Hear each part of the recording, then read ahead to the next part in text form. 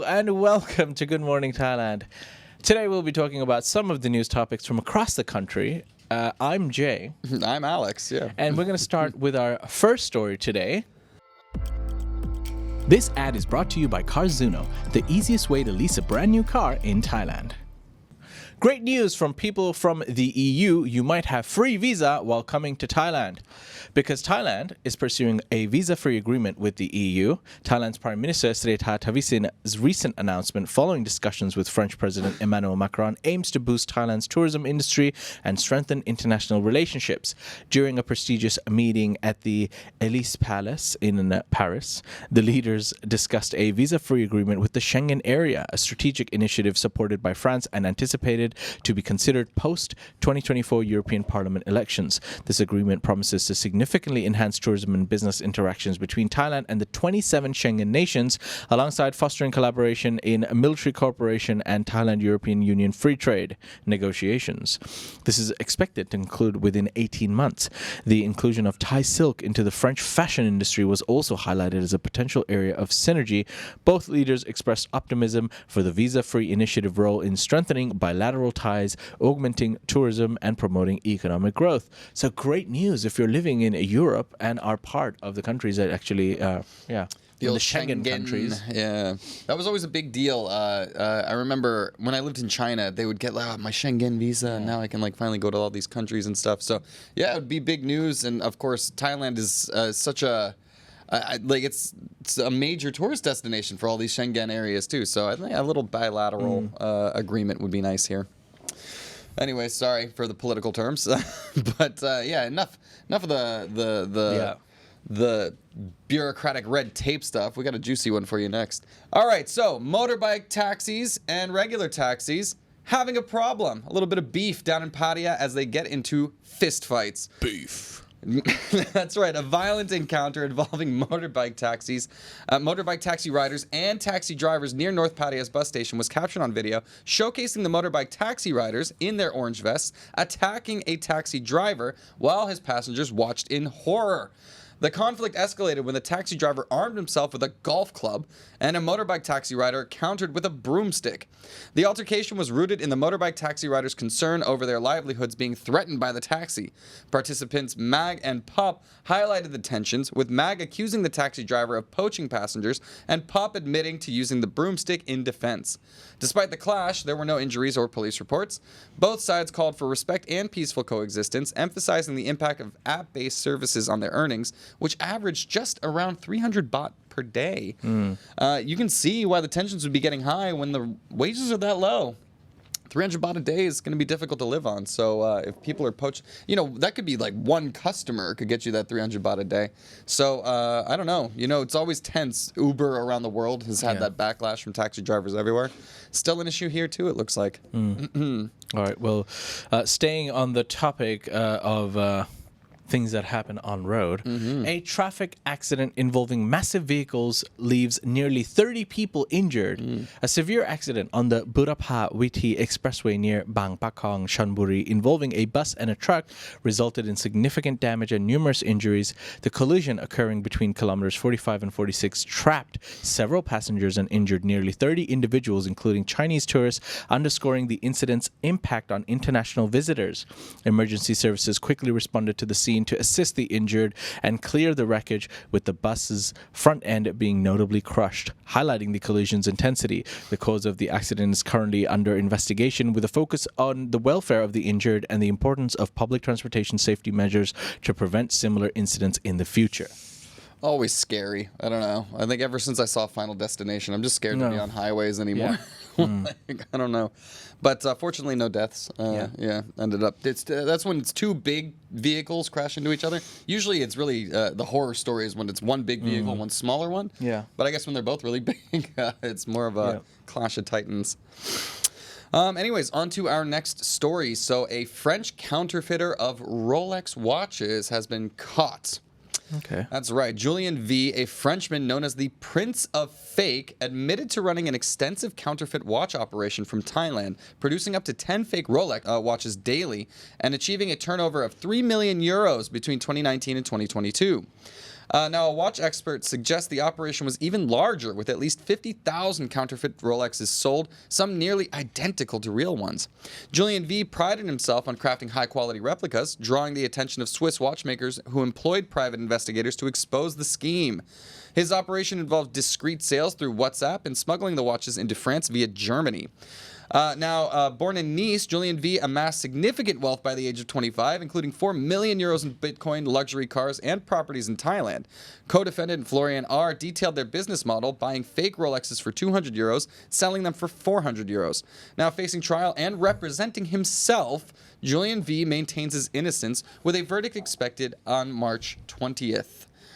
Yeah, I don't know. What you a big watch guy? I am a big watch guy. Are you big on I know a lot of big watch guys don't mind a counterfeit because a lot of the time they're really good. Here's what happens. Look, I think it's about a standard. Real watch collectors, of course, they'll never be caught with a fake watch. Sure, yeah. But what a lot of people do is, and I've seen even a lot of Arabs do this, because living in the Middle East, like when I used to come back to Bangkok, if you go to MBK Mall, you see a lot of people from the Middle East, people from everywhere, really. They go and buy these fake Rolexes because, on a day-to-day basis, when you're banging things and you're hitting this and hitting that, you want to show that you have a Rolex, and you actually have a real Rolex. And when you go to the parties and in important events, then you just switch them out. You just keep them in the car. So a lot of people actually do it for that purpose. This also happens in the luxury goods business for Louis Vuitton bags. A lot of women, whether it's Louis Vuitton or Chanel, they buy the real ones, but they buy a fake one just for daily use. Like, are you going to be throwing around your office a Chanel bag? Yeah, it totally makes sense. Like, I get it. Do you want to bring your Chanel bag that costs a car to work? Yeah, but for me, it still seems crazy to buy a fake Rolex for 400 euros. I don't know why. Like, I mean... Oh, no, that's AAA grade. That I know makes it's really sense. good. Yeah. I know it's really good. But yeah, I don't know. I'm not a watch guy. There's I got my levels Apple to Watch. this. I'm good to go. There's levels to this, Alex. There was a joke I heard one time. It was like, all you young kids don't wear watches anymore. You wear these stupid Apple Watch things. I'm like, what does that tell you? You look down on it. Oh, it tells me how I'm doing.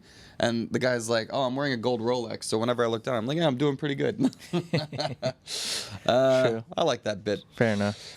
Ladies and gentlemen, we're going to move on to our next story, which is regarding loan sharks. Now, if you're going to take a loan from a loan shark in Thailand, do be careful of their scandalous interest rates, because in Hat Yai, a 62-year-old loan shark was arrested for providing covert loans at exorbitant interest rates for up to 120% per year, using land title deeds as collateral and threatening borrowers. The operation, led by Major General Warawut and other officers, resulted in the seizure of various collateral items and unregistered loan agreements. The arrest on March the 7th followed complaints from locals about the unregulated lenders' practices, including seizing land title deeds and demanding excessive interest. The police investigation revealed that the suspect, known as 10, had been operating as a loan shark for years, using intermediaries to offer loans with interest rates far exceeding the legal limit and disguising contracts as purchases to circumvent regulations. The evidence collected led to 10's arrest and charges for operating a personal loan business without a permit and concealing the nature of the loan agreement. Gangster. Well, I don't know. You got the big 120%. It's ridiculous. Yeah. Well, it depends. If the amount is like 1,000 and you have to pay back 2,200 or something, I sure, get. But if the amount's obviously no one's gonna borrow just 1,000 baht from a loan shark. Yeah. 120%. It's very predatory, obviously. Yeah. It's a funny thing, though, too, is that... Well, that's why they're called a loan shark. Indeed, yes. Right? That is what they call them. They're just trying to trap you in your debt and, just squeeze you dry. Yeah. So it's just a terrible practice. I don't know, What do you think about debt, Alex? It's bad. I mean, it's... America's got an issue with debt. Look, don't get me into an economics lesson. I'll be talking all day. But, it is... it's definitely never a good option. Borrowing money from these guys. If the bank's not giving it to you, there's probably a reason. You can't afford that money. Anyways, on to our last story. We got some more Russians behaving badly. Russians gone wild. Indeed. Russians behaving badly down in Koh Samui as an illegal beauty clinic was raided and shut down. So, in Koh Samui, a raid led by the Immigration Bureau and police forces uncovered an illegal beauty clinic run by a Russian national known as Yulia, offering dangerous treatments like blood platelet injections. Conducted at the Alspa Beauty Clinic, the operation revealed unregistered medications and controlled substances, highlighting the clinic's operation without proper medical registration and within a hotel. Heavily promoted on social media, the clinic attracted both Thai and foreign clients for procedures that pose significant health risks. Two foreigners, Lilia and Alexander, were found providing beauty treatments and massages without proper work permits.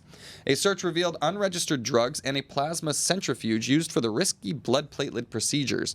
Charges have been pressed against the individuals involved for operating without work permits, exceeding visa conditions, running on an unlicensed medical establishment, and distributing unregistered drugs.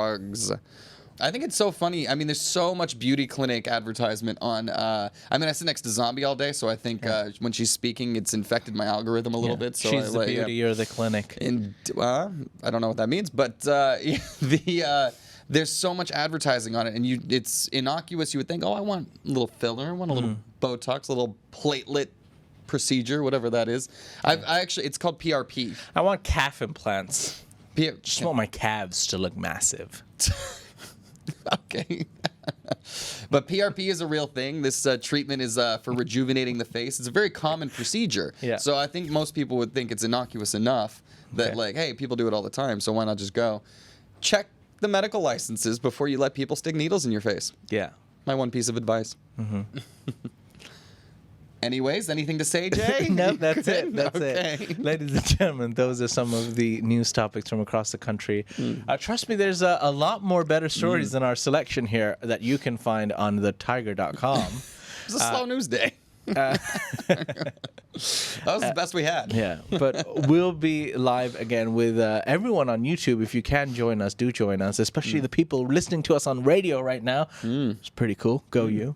Yeah, we'll see you tomorrow. Until then, see you. Take care. Bye-bye. Bye. This ad is brought to you by Carzuno, the easiest way to lease a brand new car in Thailand.